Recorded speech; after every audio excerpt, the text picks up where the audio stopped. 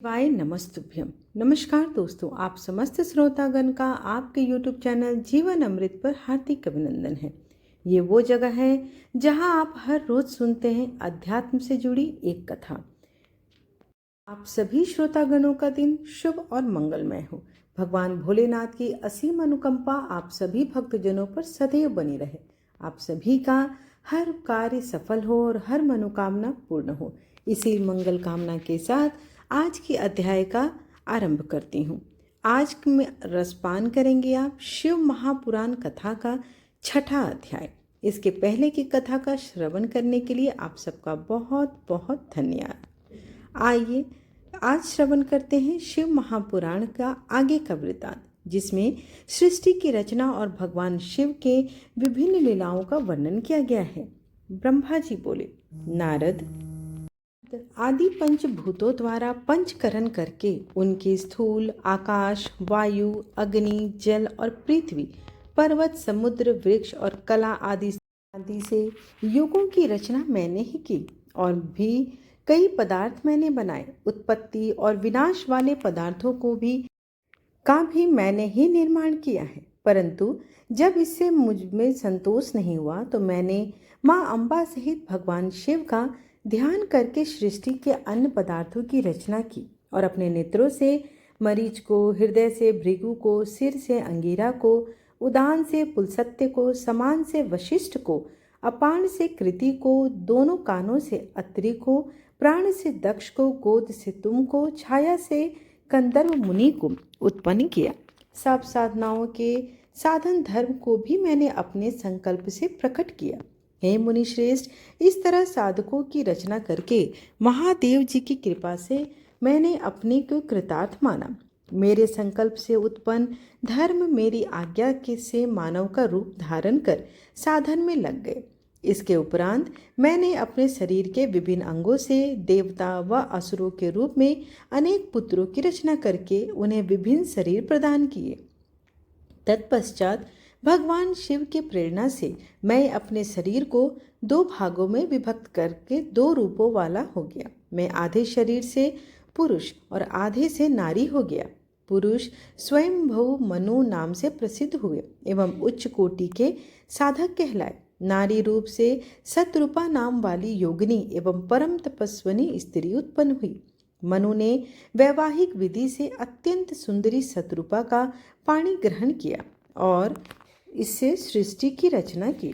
उन्होंने सतरूपा से प्रियव्रत और उत्तानपाद नामक दो पुत्र तथा आकुति, देवहूति और प्रसूति नामक 3 पुत्रियां प्राप्त की।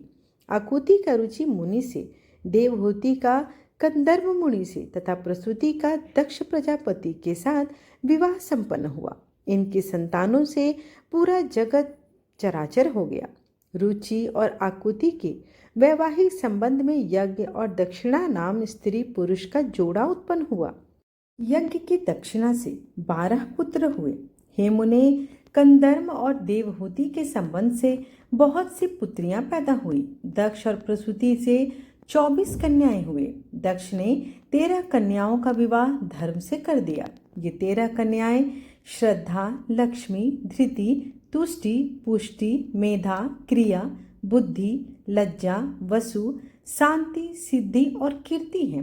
अन्य 11 कन्याएं ख्याति, सती, संभूति, स्मृति, प्रीति, क्षमा, संति, अनसुईया, ऊर्जा, स्वाहा और स्वधा का विवाह भृगु से और शिव, मरीचि, अंगिरा, पुलसत्य, पुला, क्रतु, अत्रि, वशिष्ठ, अग्नि और पीतर नामक मुनियों से संपन्न हुआ। इनकी संतानों से पूरा त्रिलोक भर गया। अंबिका पति महादेव जी की आज्ञा से बहुत से प्राणी श्रेष्ठ मुनियों के रूप में उत्पन्न हुए। कल्प भेद से दक्ष की 60 कन्याएं हुई। उनमें से 10 कन्याओं का विवाह धर्म से, 27 का चंद्रमा से, 13 कन्याओं का विवाह कश्यप ऋषि से संपन्न हुआ। नारद, उन्होंने 4 कन्याएं अरिष्ट नेमि को ब्याह दी। भृगु, अंगिरा और कुशास्व से 2-2 कन्याओं का विवाह कर दिया। कश्यप ऋषि की संतानों से संपूर्ण त्रिलोक आलोकित हो उठा। देवता, ऋषि, दैत्य, पक्षी, पर्वत, वृक्ष, पुष्पलताएं कश्यप पत्नियों से पैदा हुए। इस तरह भगवान शंकर की आज्ञा से ब्रह्मा जी ने पूरी सृष्टि की रचना कर डाली। सर्वव्यापी शिव जी द्वारा तपस्या के लिए प्रकट देवी, जिन्हें रुद्रदेव ने त्रिशूल के अग्रभाग पर रखकर उनकी रक्षा की, वे सती देवी ही दक्ष से प्रकट हुई थी। उन्होंने भक्तों का उद्धार करने के लिए अनेक लीलाएं की। इस प्रकार देवी शिवा ही सती के रूप में भगवान शंकर की अर्धांगिनी बनी, परंतु अपने पिता के यज्ञ में अपने पति का अपमान देखकर उन्होंने अपने शरीर का त्याग कर दिया और यज्ञ की अग्निशाला में भस्म कर दिया। देवताओं की प्रार्थना पर ही वे मां सती पार्वती के रूप में भी प्रकट हुई और कठिन तपस्या करके उन्होंने पुनः भगवान भोलेनाथ को प्राप्त कर लिया। वे इस संसार में कालिका, चंडिका, भद्र, चामुंडा, विजया, जया, जयंती, भद्रकाली, दुर्वा, भगवती, कामाख्या, कामदा, अम्बा, मृडानी और सर्वमंगला आदि अनेक नामों से पूजित होने लगी। देवी के ये नाम भोग और मोक्ष को प्रदान करने वाले हैं। हे मुनि नारद, इस प्रकार मैंने तुम्हें सृष्टि की उत्पत्ति की कथा सुनाई। पूरा ब्रह्मांड भगवान शिव की आज्ञा से मेरे द्वारा रचा गया था। ब्रह्मा, विष्णु और रुद्र, ये तीनों देवता उन्हीं महादेव के ही अंश हैं। भगवान शिव निर्गुण और सगुण हैं। वे शिवलोक में शिवा के साथ निवास करते हैं। सूत जी कहते हैं, हे ऋषियों, तत्पश्चात नारद जी ने विनय पूर्वक प्रणाम किया और उनसे पूछा, भगवान शंकर कैलाश पर कब गए और महात्मा कुबेर से उनकी मित्रता कहाँ और किस प्रकार से हुई? प्रभु शिव जी कैलाश पर क्या करते हैं? कृपा कर मुझे यह सब बताने की कृपा करें। इसे सुनने के लिए मैं बहुत ही उत्सुक हो रहा हूँ। ब्रह्मा जी बोले, हे नारद, मैं तुम्हें चंद्रमौली भगवान शंकर के विषय में बताता हूँ। कापिल्य नगर में यज्ञदत्त दीक्षित नामक एक ब्राह्मण रहते थे, जो अत्यंत प्रसिद्ध थे और विद्वान थे। उनका गुणनिधि नामक एक 8 वर्षीय पुत्र था। उसका यज्ञोपवीत हो चुका था और वह भी बहुत सी विद्याओं में पारंगत था, परंतु वह दुराचारी बन गया। वह हर वक्त खेलता कूदता रहता तथा गाने बजाने वालों का साथी हो गया था। माता के बहुत कहने पर भी वह पिता के समीप नहीं जाता था और उनकी किसी आज्ञा का पालन भी नहीं करता था। उसके पिता घर के कार्यों तथा दीक्षा आदि देने में लगे रहते थे। जब घर पर आकर अपनी पत्नी से गुणनिधि के बारे में पूछते तो वह झूठ कह देती कि वह कहीं स्नान करने या देवताओं का पूजन करने गया है। केवल एक ही पुत्र होने के कारण वह अपने पुत्र की कमियों को छुपाती रहती थी। उन्होंने अपने पुत्र का विवाह भी करा दिया। माता नित्य अपने पुत्र को समझाती थी। वह उसे यह भी समझाती थी कि तुम्हारी बुरी आदतों के बारे में तुम्हारे पिता को पता चल गया तो वे क्रोधित हो जाएंगे और हम दोनों को मार देंगे। परंतु गुणनिधि पर माँ के समझाने का कोई भी प्रभाव नहीं पड़ता था। एक दिन उसने अपने पिता की अंगूठी चुरा ली और उसे जुए में जाकर हार गया। दैव योग से उसके पिता को अंगूठी के विषय में पता चल गया। जब उन्होंने अंगूठी जुआरी के हाथ में देखी और उससे पूछा तो जुआरी ने कहा, मैंने कोई चोरी नहीं की है, यह अंगूठी मुझे तुम्हारे पुत्र ने ही दी है। यही नहीं बल्कि उसने और भी जुआरियों को भी बहुत सारा धन ला कर दिया है। परंतु आश्चर्य तो यह है कि तुम जैसे पंडित भी अपने पुत्र के लक्षणों को नहीं जान पाए।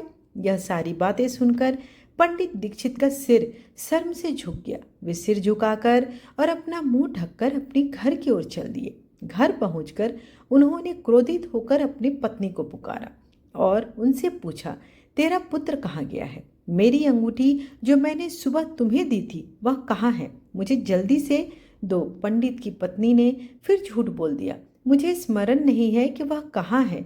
अब तो दीक्षित जी को और भी क्रोध आ गया। वे अपनी पत्नी से बोले, तू बड़ी सत्यवादिनी है, इसलिए मैं जब भी गुणनिधि के बारे में पूछता हूँ तब मुझे अपनी बातों से बहला देती है। यह कहकर दीक्षित जी घर के अन्य सामानों को ढूंढने लगे, किंतु उन्हें कोई भी वस्तु न मिली, क्योंकि वे सब वस्तुएं गुणनिधि जुए में हार चुका था।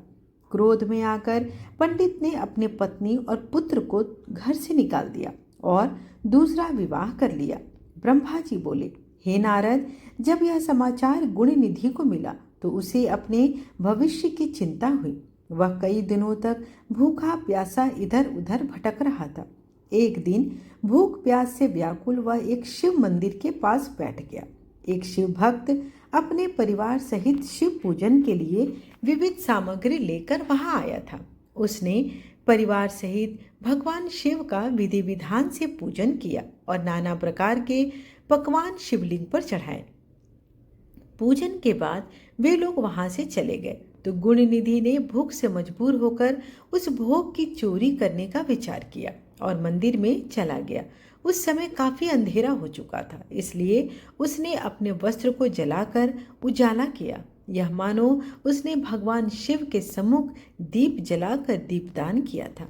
जैसे ही वह सब भोग उठाकर भागने लगा, उसके पैरों की धमक से लोगों को पता चल गया कि उसने मंदिर में चोरी की है।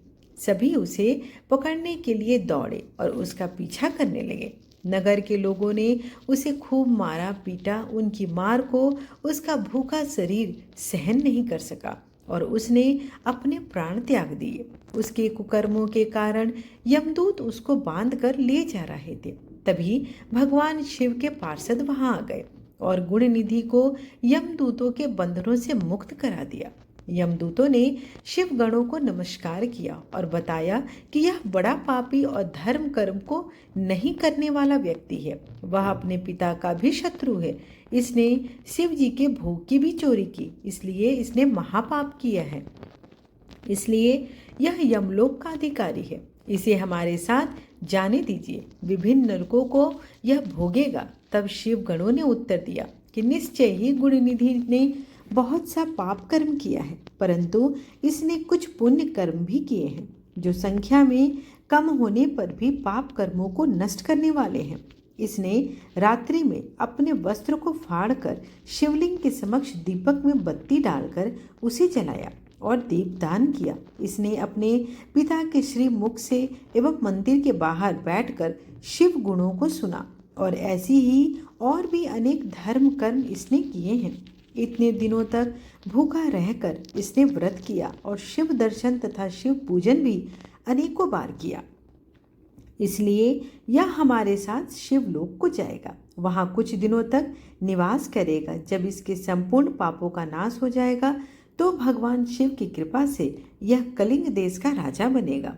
अतः यमदूतों, अपने लोक को लौट जाइए। यह सुनकर यमदूत यमलोक चले गए। उन्होंने यमराज को इस विषय में सूचना दे दी और यमराज ने इसको प्रसन्नतापूर्वक स्वीकार कर लिया। तत्पश्चात गुण निधि नामक ब्राह्मण को लेकर शिवलोक को चल दिए। कैलाश पर भगवान शिव और देवी उमा विराजमान थे। उसे उनके सामने लाया गया। गुण निधि ने भगवान शिव उमा की चरण वंदना की और उसने महादेव के सामने साष्टांग करके अपने किए कर्मों के बारे में क्षमा याचना मांगी। भगवान ने उसे क्षमा प्रदान कर दी। वहां शिवलोक में कुछ दिन निवास करने के बाद गुण निधि कलिंग देश के राजा अरिंदम के पुत्र दम के रूप में विख्यात हुआ। हे नारद, शिव जी की थोड़ी सी सेवा भी उसके लिए अत्यंत फलदायक साबित हुई। इस गुण निधि के चरित्र को जो कोई पढ़ता है अथवा सुनता है, उसकी समस्त मनोकामनाएं भोलेनाथ की कृपा से पूर्ण होती है तथा वह मनुष्य सुख शांति को प्राप्त करता है। नारद जी ने प्रश्न किया, हे ब्रह्मा जी, अब आप मुझे यह बताइए कि गुण निधि जैसे महापापी मनुष्य को भगवान शिव द्वारा कुबेर पद क्यों और कैसे प्रदान किया गया? हे प्रभु, कृपा कर इस कथा को भी आप मुझसे कहें। ब्रह्मा जी बोले, नारद, शिवलोक में सारे दिव्य भोगों का उपयोग तथा उमा महेश्वर का सेवन कर वह अगले जन्म में कलिंग के राजा अरिंदम का पुत्र हुआ। उसका नाम दम था। बालक दम की भगवान शंकर में असीम भक्ति थी। वह सदैव शिव जी की सेवा में लगा रहता था। वह अन्य बालकों के साथ मिलकर शिव भजन करता। युवा होने पर उसके पिता अरिंदम की मृत्यु के पश्चात दम को राज सिंहासन पर बैठाया गया। राजा दम सब ओर शिव धर्म और प्रचार का प्रसार करने लगे। वे सभी शिवालयों में दीपदान करते थे। उनकी शिव जी में अनन्य भक्ति थी। उन्होंने अपने राज्य में रहने वाले सभी ग्रामाध्यक्षों को यह आज्ञा दी थी कि शिव मंदिर में दीपदान करना सबके लिए एक अनिवार्य है। अपने गांव के आसपास जितने शिवालय हैं वहां सदा दीप जलाना चाहिए। राजा दम ने आजीवन शिव धर्म का पालन किया। इस तरह वे बड़े धर्मात्मा कहलाए। उन्होंने शिवालयों में बहुत से दीप जलवाए। इसके फलस्वरूप वे दीपों की प्रभा के आश्रय हो मृत्यु उपरांत अलकापुरी के स्वामी बने। ब्रह्मा जी बोले, हे नारद, भगवान शिव का पूजन व उपासना महान फल देने वाला है। दीक्षित के पुत्र गुणनिधि ने, जो पूर्ण अधर्मी था, भगवान शिव की कृपा पाकर दिक्पाल का पद पा लिया। अब मैं तुम्हें उसकी भगवान शिव के साथ मित्रता के विषय में बताता हूँ। नारद, बहुत पहले की बात है। मेरे मानस पुत्र पुलसत्य से विश्रवा का जन्म हुआ और विश्रवा के पुत्र कुबेर हुए। उन्होंने पूर्व काल में बहुत कठोर तप किया। उन्होंने विश्वकर्मा द्वारा रचित अलकापुरी का उपभोग किया। मेघवाहन कल्प के आरंभ होने पर वे कुबेर के रूप में घोर तप करने लगे। वे भगवान शिव द्वारा प्रकाशित काशीपुरी में गए और अपने मन के रत्नमय दीपों से 11 रुद्रों को उद्बोधित करके वे तन्मयता से शिव जी के ध्यान में मग्न होकर निश्चल भाव से उनकी पूजा अर्चना करने लगा। वहां उन्होंने शिवलिंग की प्रतिष्ठा की। उत्तम पुष्पों द्वारा शिवलिंग का पूजन किया। कुबेर पूरे मन से तप में लग गए। उनके पूरे शरीर में केवल हड्डियां का ढांचा ही बच गया। इस प्रकार उन्होंने 10,000 वर्षों तक भगवान शिव की तपस्या की। तत्पश्चात भगवान शिव अपनी दिव्य शक्ति उमा के भव्य रूप के साथ कुबेर के पास आ गए। अलकापति कुबेर मन को एकाग्र कर शिवलिंग के सामने तपस्या में लीन थे। भगवान शिव ने कहा, अलकापते, मैं तुम्हारी भक्ति और तपस्या से प्रसन्न हूँ। तुम मुझसे अपनी इच्छानुसार वर मांग सकते हो। यह सुनकर जैसे ही कुबेर ने आंखें खोली तो उन्होंने अपने सामने भगवान शिव को खड़ा पाया। उनका तेज सूर्य कांतिमय शरीर, उनके मस्तक पर चंद्रमा अपनी चांदनी दे रहा था। उनके तेज से कुबेर की आंखें मानो चौंधिया से गई। तत्काल उन्होंने अपनी आंखें बंद कर ली। वे भगवान शिव से बोले, भगवान, मेरे नेत्रों को वह शक्ति प्रदान कीजिए जिससे मैं आपके चरणारविंदों का दर्शन कर सकूं। कुबेर की बात सुनकर भगवान शिव ने अपनी हथेली से कुबेर को स्पर्श कर देखने की शक्ति प्रदान की। दिव्य दृष्टि प्राप्त होने पर वे आंखें खोलकर देवी उमा और भगवान शिव को देखने लगा। वे सोचने लगे कि भगवान शिव के साथ वह सर्वांग सुंदरी कौन है। इसने ऐसा कौन सा तप किया है जो इसे भगवान शिव की कृपा से उनका सामीप्य रूप और सौभाग्य प्राप्त हुआ है। वे देवी उमा को निरंतर देखते जा रहे थे। देवी को घूरने के कारण उनकी बाईं आंख फूट गई। शिव जी ने उमा से कहा, उमे, यह तुम्हारा पुत्र है। यह तुम्हें क्रूर दृष्टि से नहीं देख रहा है। यह तुम्हारे तप बल को जानने की कोशिश कर रहा है। फिर भगवान शिव ने कुबेर से कहा, मैं तुम्हारी तपस्या से बहुत ही प्रसन्न हूँ। मैं तुम्हें वर देता हूँ कि तुम समस्त निधियों और गुह शक्तियों के स्वामी हो जाओ और सुव्रतों, यक्षों और किन्नरों के अधिपति भी आज से तुम ही कहलाओगे। मेरी तुमसे सदा मित्रता का भाव रहेगा। मैं तुम्हें सदा अपने निवास के पास ही रखूंगा, अर्थात तुम्हारे स्थान अलकापुरी के पास ही मैं निवास करूंगा। कुबेर, अब तुम अपनी माता उमा के चरणों में प्रणाम करो। ये ही तुम्हारी माता है, ब्रह्मा जी कहते हैं। नारद, इस प्रकार भगवान शिव ने देवी से कहा, हे देवी, यह आपके पुत्र के समान है। इस पर अपनी कृपा दृष्टि रखिए। यह सुनकर उमा बोली, वत्स, तुम्हारी भगवान शिव में सदैव निर्मल भक्ति बनी रहे। बाईं आंख फूट जाने पर तुम एक ही पिंगल नेत्र से युक्त रहो। महादेव जी ने जो वर तुम्हें प्रदान किए हैं वे सुलभ हैं। मेरे रूप से ईर्ष्या के कारण तुम कुबेर नाम से प्रसिद्ध होगे। कुबेर को वर देकर भगवान शिव और देवी उमा अपने धाम को चले गए। इस प्रकार भगवान शिव और कुबेर में मित्रता हुई और वे अलकापुरी के निकट कैलाश पर्वत पर निवास करने लगे। नारद जी ने कहा, ब्रह्मा जी, आप धन्य हैं। आपने मुझ पर कृपा करके मुझे इस अमृत कथा का रसपान कराया। निश्चय ही शिव भक्ति दुखों को दूर कर समस्त सुख प्रदान करने वाली है। ब्रह्मा जी बोले, हे नारद मुनि, कुबेर के कैलाश पर्वत पर तप करने से वहां पर भगवान शिव का शुभ आगमन हुआ। कुबेर को वर देने वाले विश्वेश्वर शिव जब निधिपति होने का वर देकर अंतर्ध्यान हो गए, तब उनके मन में विचार आया कि मैं अपने रुद्र रूप में, जिसका जन्म ब्रह्मा जी के ललाट से हुआ है और जो संहारक है, कैलाश पर्वत पर निवास करूंगा। शिव की इच्छा से कैलाश जाने के इच्छुक रुद्रदेव ने बड़े जोर शोर से अपना डमरू बजाया और उससे ध्वनि निकली, जिससे संगीत निकली। वह ध्वनि अति उत्साह को बढ़ाने वाली थी और तीनों लोक में गुंजायमान हो रही थी। उस ध्वनि में सुनने वालों को अपने पास आने का आग्रह था। उस डमरू ध्वनि को सुनकर ब्रह्मा, विष्णु आदि सभी देवता, ऋषि मुनि, वेद शास्त्रों को जानने वाले सिद्ध लोग बड़े ही उत्साहित होकर कैलाश पर्वत पर पहुंचे। भगवान शिव ने सारे पार्षद और गणपाल जहाँ भी थे, वे सभी कैलाश पर्वत पर आए। साथ ही असंख्य गणों सहित अपनी लाखों करोड़ों भूत प्रेतों की जो गण थे, उनकी सेना स्वयं शिव जी के पास पहुँचे। सभी गणपाल सहस्रों भुजाओं से युक्त थे। उनके मस्तक पर जटाएं थी। सभी चंद्रचूड़, नीलकंठ और त्रिलोचन थे। हार, कुंडल, केयूर तथा मुकुट से सभी अलंकृत थे। भगवान शिव ने विश्वकर्मा को कैलाश पर्वत पर निवास बनाने की आज्ञा दी। अपने व अपने भक्तों के रहने के लिए आवास तैयार करने का आदेश दिया।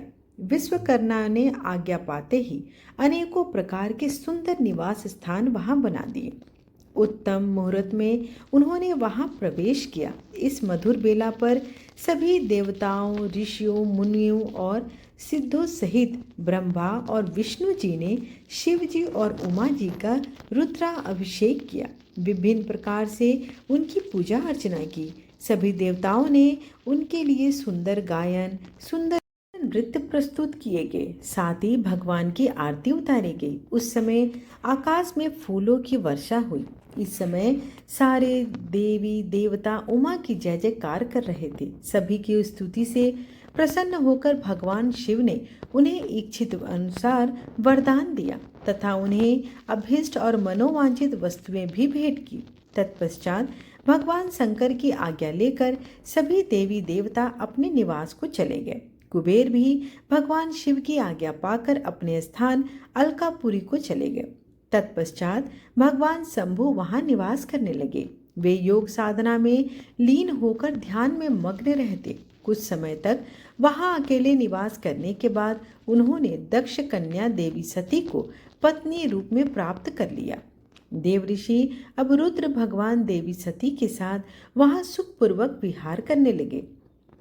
हे नारद, इस प्रकार मैंने तुम्हें भगवान शिव के रुद्र अवतार का वर्णन और उनके कैलाश पर आगमन की उत्तम कथा सुनाई है। तुम्हें शिव जी और कुबेर की मित्रता के बारे में भी बताया है। भगवान शिव ने ऐसे अनेक लीलाएं की हैं जिनका वर्णन अभी भी बाकी है। उनकी भक्ति तीनों लोकों को सुख प्रदान करने वाली है तथा उन्होंने हमेशा मनोवांछित फलों को देकर सभी की मनोइच्छा पूर्ण की है। इस लोक में ही नहीं, परलोक में भी सद्गति प्राप्त होती है। इस कथा को जो भी मनुष्य एकाग्रचित होकर सुनता है, पढ़ता है, दूसरों को सुनाता है, वह इस लोक में सुख को भोग कर अंत में मोक्ष को प्राप्त करता है। नारद जी ने ब्रह्मा जी का धन्यवाद किया और उनकी स्तुति की।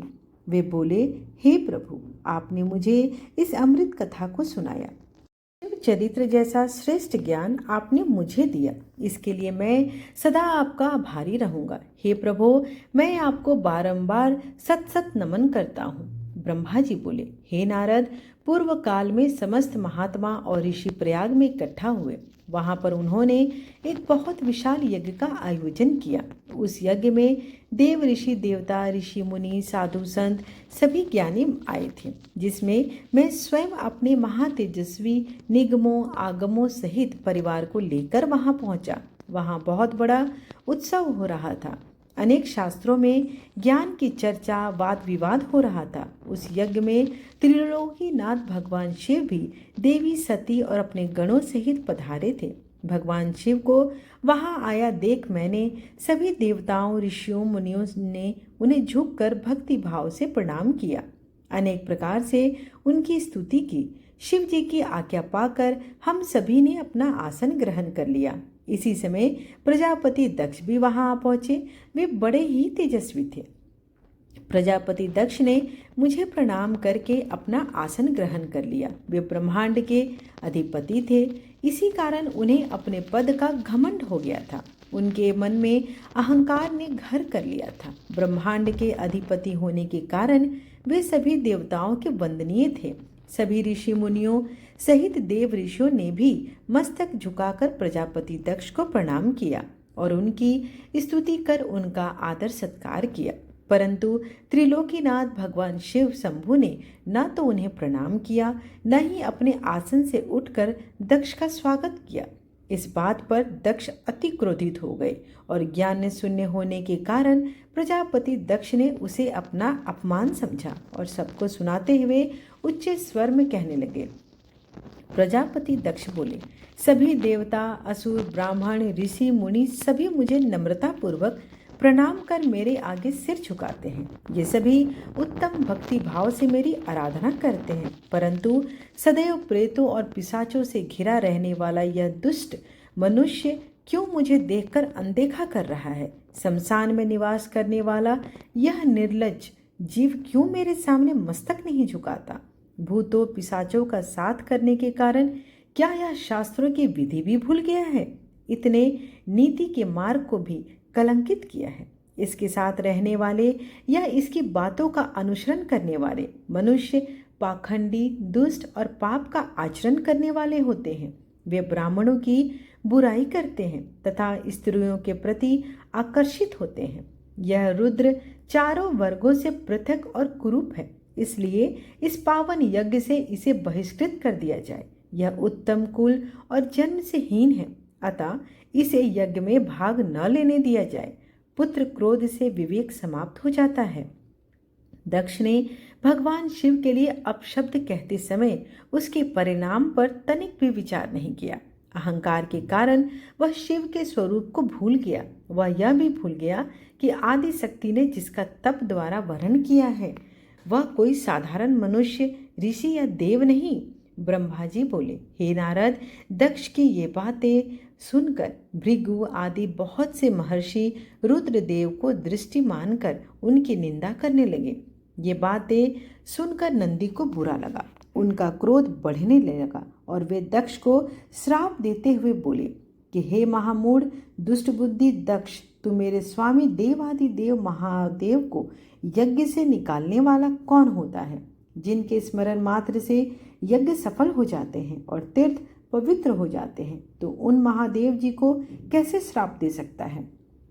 मेरे स्वामी निर्दोष है। तूने अपने स्वार्थ की सिद्धि के लिए उन्हें श्राप दिया है और उनका उपहास किया है। जिन सदाशिव ने इस सृष्टि की रचना की, जो इसका पालन पोषण करते हैं, जो इसका संहार करते हैं, तुम उन्हीं महेश्वर को श्राप देता है। नंदी के ऐसे वचनों को सुनकर प्रजापति दक्ष के क्रोध की कोई सीमा न रही। वे आग बबूला हो गए और नंदी समेत सभी रुद्रगणों को श्राप देते हुए कहा, अरे दुष्ट रुद्रगणों, मैं तुम्हें भी श्राप देता हूँ कि तुम सब वेदों से बहिष्कृत हो जाओगे। तुम वैदिक मार्ग से भटक जाओ। ये मनुष्य तुम्हारा तिरस्कार करे और तुम्हारा त्याग करे। तुम शिष्ट आचरण न करो और सदैव पाखंडी हो जाओ। सिर पर जटा, शरीर पर भस्म एवं हड्डियों के आभूषण धारण कर मद्यपान अर्थात शराब का सेवन करते रहो।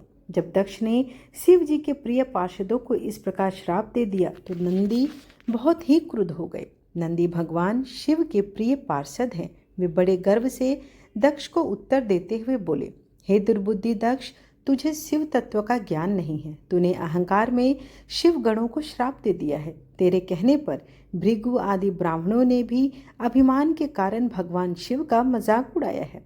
अतः मैं भगवान शिव के तेज के प्रभाव से तुझे श्राप देता हूँ कि तुझ जैसे अहंकारी मनुष्य जो सिर्फ कर्मों के फल को देखते हैं, वेदवाद में फंसकर रह जाएंगे। उनका वेद तत्व ज्ञान शून्य हो जाएगा। वे सदैव मोह माया में ही लिप्त रहेंगे। वे पुरुषार्थ विहीन होंगे और स्वर्ग को ही महत्व देंगे।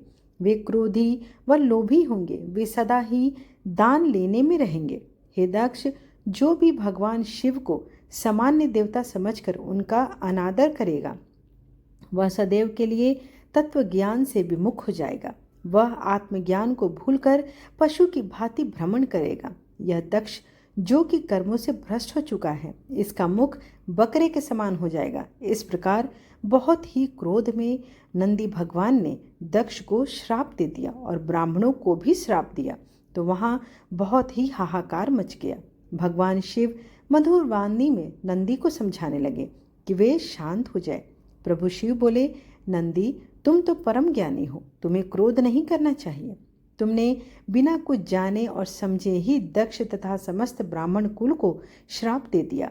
सच्चाई तो यह है कि मुझे कोई भी श्राप छू ही नहीं सकता है। इसलिए तुम्हें अपने क्रोध पर नियंत्रण रखना चाहिए था। किसी की बुद्धि कितनी ही दूषित क्यों न हो, वह कभी भी वेदों को श्राप नहीं देते। नंदी, तुम तो सिद्धों को भी तत्व ज्ञान के रूप में जानने वाले हो, सभी को उपदेश देने वाले हो। तुम तो जानते हो मैं ही यज्ञ हूँ, मैं ही यज्ञ कर्म हूँ, यज्ञ की आत्मा भी मैं हूँ, यज्ञपरायण यजमान भी मैं ही हूँ। फिर मैं कैसे यज्ञ से बहिष्कृत हो सकता हूँ? तुमने व्यर्थ ही ब्राह्मणों को श्राप दे दिया है। ब्रह्मा जी बोले, नारद, जब भगवान शिव ने अनेक प्रकार से नंदी को समझाया तो उनका क्रोध शीतल चले गए। श्रावण का यह पावन मास केवल भक्ति नहीं बल्कि आस्था और आत्मिक शुद्धता का प्रतीक है। जो भी सच्चे मन से इस माह व्रत पूजन और जप करता है, भगवान शिव उसकी समस्त मनोकामनाएं पूर्ण करते हैं और जीवन में सुख तथा समृद्धि आती है। प्रेम से बोलिए, हर हर महादेव। जय शिव ओंकारा, ओम जय शिव ओंकारा। ब्रह्मा विष्णु सदा शिव, अर्धांगी धारा। ओम जय शिव ओंकारा, एकानन चतुरानन पंचानन राजे। हंसासन गरुड़ासन वृषवाहन साजे। ओम जय शिव ओंकारा। दो भुजे चार चतुर भुजे, दस भुजे अति सोहे। त्रिगुण रूप निरखते, त्रिभुवन जन मोहे। ओम जय शिव ओंकारा। अक्षमाल वनमाला मुंडमाला धारी। चिंदन मृगमद सोहे, भाले शशिधारी। ओम जय शिव ओंकारा। श्वेतांबर पीतांबर बाघंबर अंगे। सनकादिक गरुड़ादिक भूतादिक संगे। ओम जय शिव ओंकारा। कर के मध्य कमंडलु, चक्र त्रिशूलधारी सुखकारी दुखकारी जगपालनकारी ओम जय शिव ओमकारा ब्रह्मा विष्णु सदा शिव जानत अविवेका प्रणवाक्षरे में शोभित ये तीनों एका ओम जय शिव ओमकारा काशी में विश्वनाथ विराजते नंदी ब्रह्मचारी नित उठी भोग लगावते महिमाति भारी ओम जय शिव ओमकारा त्रिगुण शिव जी की आरती जो कोई नर गावे कहत शिवानंद स्वामी मन वांछित फल पावे ओम जय शिव ओमकारा कर्पूर गौरम करुणावतारम संसार सारम भुजगेन्द्रहारं सदा वसन्तं हृदयारविन्दे भवं भवानी सहितं नमामि त्वमेव माता च पिता त्वमेव एव बन्धु च सखा त्वमेव त्वमेव विद्या द्रविणं त्वमेव त्वमेव सर्वं मम देव देव आरतीं समर्पयामि शिव शंभो नमो नमः।